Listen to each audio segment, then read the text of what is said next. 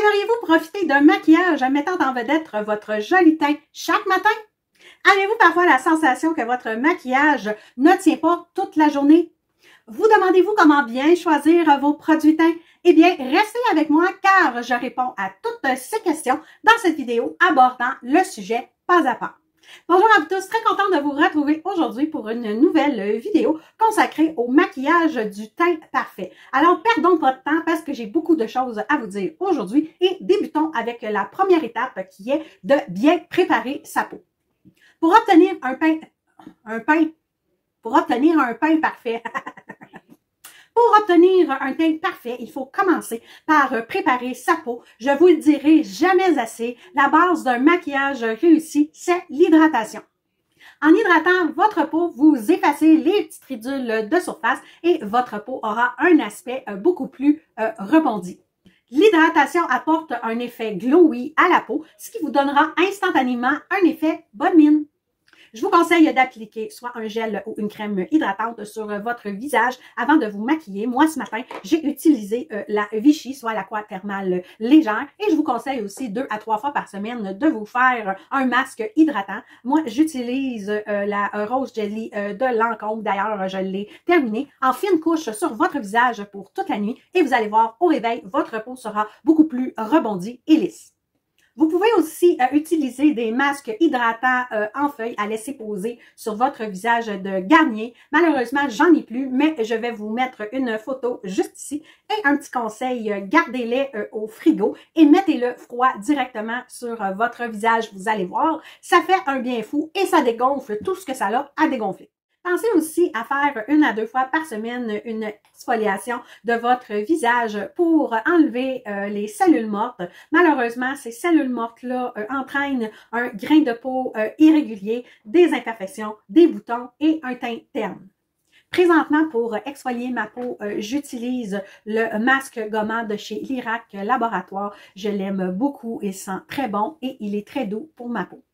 Pensez aussi à faire une exfoliation sur votre corps pour enlever les peaux mortes et sèches et surtout, n'oubliez pas de l'hydrater comme il faut. Utiliser un exfoliant de façon régulière, ça permet de lisser votre peau, d'accélérer le renouvellement cellulaire et de booster l'éclat de votre teint.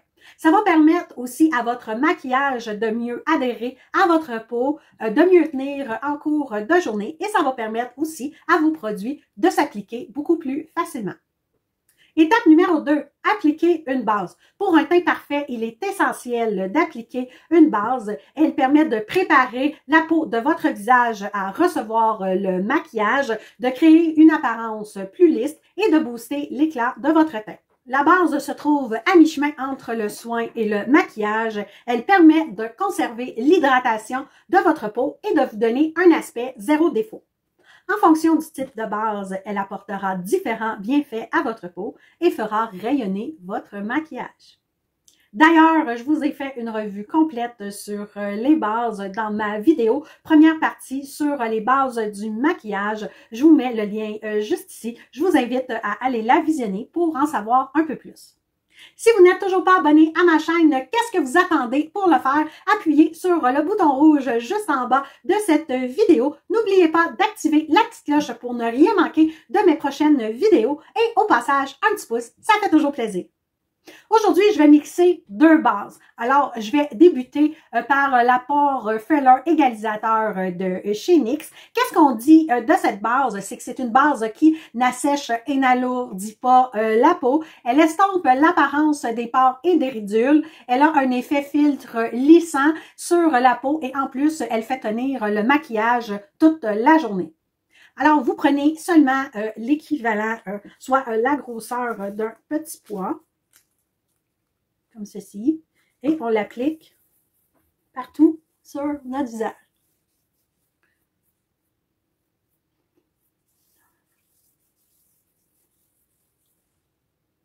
NYX disent d'attendre quelques minutes avant d'appliquer le prochain produit, mais moi, de toute façon, j'ai choisi d'appliquer une deuxième base sur mon visage. Vous pouvez mixer les bases en fonction de vos besoins et d'en appliquer seulement aux endroits sur votre visage où vous en avez besoin. Pour celles qui ont des cernes mauves bleutées, vous pouvez venir appliquer un correcteur de couleur beige, ce qui va venir neutraliser le mauve bleuté de votre cerne. D'ailleurs, dans les prochains mois, j'ai prévu de vous faire une vidéo sur la correction en maquillage ou, si vous aimez mieux, comment camoufler vos imperfections avec un correcteur prévu juste pour ça. Comme deuxième base, je vais utiliser la base de teint anti-rougeur de chez Smashbox. C'est une base de teint verte qui corrige et neutralise les rougeurs. Et comme je fais beaucoup de coupe rose, alors cette base est parfaite pour moi. Je vais en appliquer seulement aux endroits où j'ai des rougeurs. Ici, ici et ici.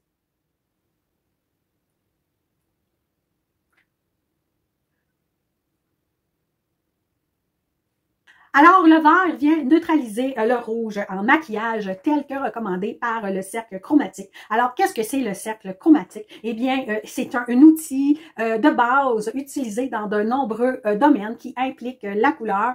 Elle nous aide à comprendre comment les couleurs interagissent entre eux. D'ailleurs, j'ai prévu vous faire dans les prochains mois une vidéo avec ce fameux cercle chromatique sur comment harmoniser les couleurs entre elles en maquillage pour que vous ne soyez plus perdu lorsque vous voyez une palette de maquillage. Étape numéro 3, appliquer un fond de teint. Un fond de teint, c'est un produit de maquillage qui aide à uniformiser le teint. Il masque les rides et les imperfections. Il aide à atténuer les brillances et à unifier votre teint. Le fond de teint est à la base d'un maquillage réussi et donne un teint visiblement plus rajeuni. Les fonds de teint existent dans différentes textures afin de répondre à tous les types de peau dans le but d'obtenir un résultat optimal. D'ailleurs, je vous en parle de long en large dans ma vidéo première partie sur les bases du maquillage que je vous invite à aller visionner si vous voulez en savoir plus et je vous laisse aussi le lien en barre d'informations. Pour mon teint parfait, je vais utiliser mon fond de teint préféré du moment et il a détrôné tous les autres fonds de teint de ma collection et c'est celui de Makeup Forever, le longue tenue indétectable HD Skin. Il est doté d'un système microskin qui suit les mouvements de la peau et qui procure une correction immédiate et lisse de votre peau. C'est une formule liquide. Il a une couvrance moyenne avec un fini naturel. Il estompe et couvre les imperfections. Il conserve l'hydratation initiale de la peau jusqu'à 24 heures. Il est idéal pour tous les types de peau. Et moi, ma teinte d'hiver, c'est le 1N06. D'ailleurs, je vais le racheter dans ma teinte d'été tellement je l'aime. Je vais l'appliquer avec le pinceau Buffer à fond de teint de chez Zoeva en numéro 104.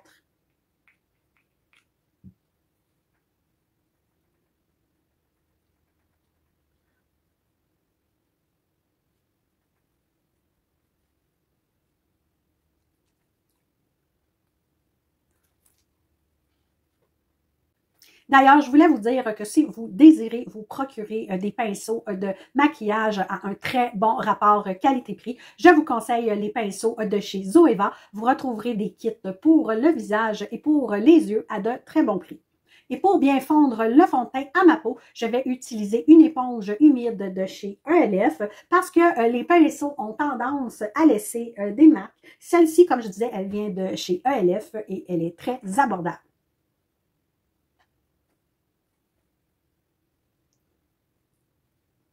Voilà pour l'application du fond de teint. J'aime beaucoup son rendu. D'ailleurs, c'est le fond de teint idéal pour les photos et les vidéos. Alors, si vous avez des événements à venir cet été, pensez-y. Étape numéro 4, appliquer un anti-cerne. L'anti-cerne permet de masquer les cernes et d'illuminer un regard fatigué. Beaucoup de personnes se demandent à quel moment appliquer l'anti-cerne. Est-ce que c'est avant ou après le fond de teint? Eh bien, le débat est tranché. L'anti-cerne s'applique après le fond de teint. C'est la meilleure option pour profiter pleinement de son action correctrice et illuminatrice. L'anti-cerne vient compléter l'action du fond de teint pour finir de camoufler vos cernes et vient apporter une belle lumière à votre maquillage. D'ailleurs, j'en parle aussi là, de long en large. J'ai l'impression de me répéter dans la partie 1 de ma vidéo sur les bases du maquillage. Pour mon teint parfait d'aujourd'hui, je vais utiliser mon anti-cerne préféré du moment et c'est le sérum correcteur Bare With Me de chez NYX. C'est une formule liquide 100% végétalienne, jusqu'à 24 heures d'hydratation pour une peau hydratée toute la journée, une finition non pâteuse avec une sensation de légèreté. Il est idéal pour ceux qui ont le contour des yeux marqués là, comme les miens. Il a une couvrance moyenne. Il est idéal pour tous les types de peau. Il se décline en 13 teintes et ma teinte d'hiver est le numéro 1 clair. D'ailleurs, je vais aussi le racheter dans ma teinte d'été et je vais l'appliquer avec mon pinceau Zoeva. Donc, c'est un pinceau qui imite le doigt en numéro 146. Je vais en mettre un petit peu sur ma main. Ça en prend pas beaucoup, vraiment très très peu parce qu'il s'étire vraiment beaucoup.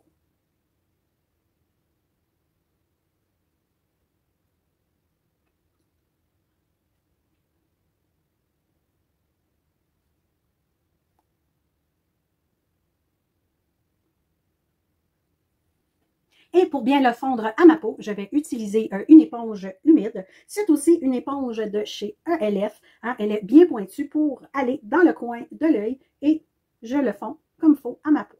Il est peut-être un petit peu trop clair, mais c'est pas grave. Ça va faire l'affaire pour aujourd'hui.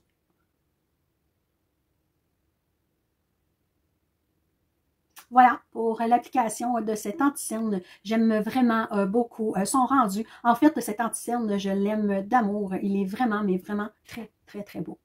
Regardez. Étape numéro 4, appliquer une poudre. Pour terminer ce teint parfait, je vais appliquer une poudre de finition. Alors, pourquoi une poudre de finition? Ben, c'est parce qu'elle réduit la brillance en absorbant l'excès de sébum et empêche la peau de briller en cours de journée. Elle fixe le maquillage et apporte un aspect velouté à la peau tout en l'unifiant. Elle permet de camoufler les imperfections comme les petits boutons et les rougeurs. Elle permet aussi de nous protéger des agressions extérieures comme la pollution et les intempéries. Beaucoup de personnes ne savent pas comment l'appliquer correctement et se retrouvent avec des traces de sécheresse un peu partout sur leur visage. Pour vous montrer les étapes d'application, je vais utiliser ma poudre libre fixante en couleur transparente qui reste indétrônable pour moi jusqu'à ce jour et c'est la poudre de chez Laurent Mercier. C'est une poudre libre légère et facile à appliquer qui se fond dans la peau pour fixer le maquillage pendant 16 heures et qui contrôle la brillance pendant 24 heures. Elle contient de la poudre de vitamine C et E, des antioxydants puissants connus pour favoriser un teint plus uniforme au fil du temps. C'est une poudre soyeuse à base de plantes finement moulues qui estompe l'apparence des pores tout en absorbant l'excès de sébum. C'est une poudre revitalisante pour la peau avec des acides aminés naturels qui font dans la peau pour un fini indétectable. Moi, je vais utiliser mon pinceau préféré, poudre. Celui-ci est malheureusement discontinué, mais je vais vous mettre le lien en bas de cette vidéo pour un pinceau exactement pareil de chez Smashbox. Donc, comment je fais? J'en mets un petit peu dans mon couvert.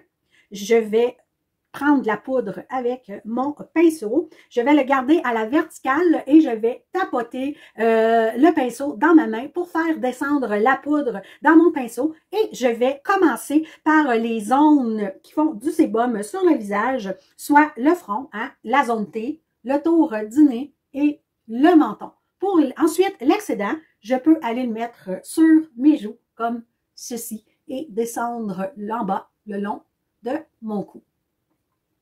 Voilà, comme ceci. Ensuite, je vais aller poudrer de la même façon avec un pinceau fluffy, un peu plus petit. Je vais aller poudrer le dessous de mon œil. Alors, c'est le pinceau estompeur de Lise Wattier. Et oui, c'est pas un pinceau pour les cernes, mais moi, je le trouve juste assez fluffy pour moi. Je vais juste repasser un petit peu mon éponge humide, hein, parce que le maquillage, et oui, ça bouge. Donc, je pense que je vous apprends rien. Alors, je vais juste retapoter hein, pour replacer mon anti-cerne. Et je fais la même chose. Je prends de la poudre dans mon couvert, je viens tapoter à l'intérieur de ma main pour entrer la poudre dans mon pinceau et je viens en mettre le long de mon dessous de l'œil. Comme ceci. Voilà. Je peux reprendre mon pinceau poudre et venir enlever l'excédent un peu partout, juste pour m'assurer de ne pas avoir trop de poudre pour ne pas avoir des plaques de sécheresse et des marques sur mon visage. Voilà. J'aime beaucoup, beaucoup, beaucoup le rendu de cette poudre. Elle est vraiment imperceptible et magnifique. Voilà. Étape numéro 5, les sourcils. Donc, n'oubliez pas de maquiller, de brosser vos sourcils. Hein? Les sourcils sont souvent très négligés. Pour ma part, je vous ai déjà expliqué ce qui est arrivé avec mes sourcils. Donc, moi, j'ai des sourcils permanents avec quelques petits poils qui poussent. Donc, avec un goupillon, c'est celui de chez Lise Wattier, je vais brosser de ce qui me reste de sourcils. En même temps, ben, ça enlève l'excédent de produits de fond de teint et d'anti-cerne. Alors, je les brosse comme ceci. Et voilà pour mes sourcils.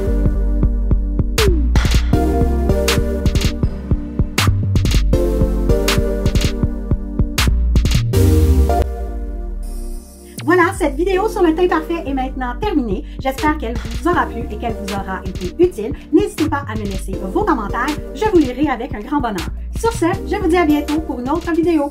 Ciao!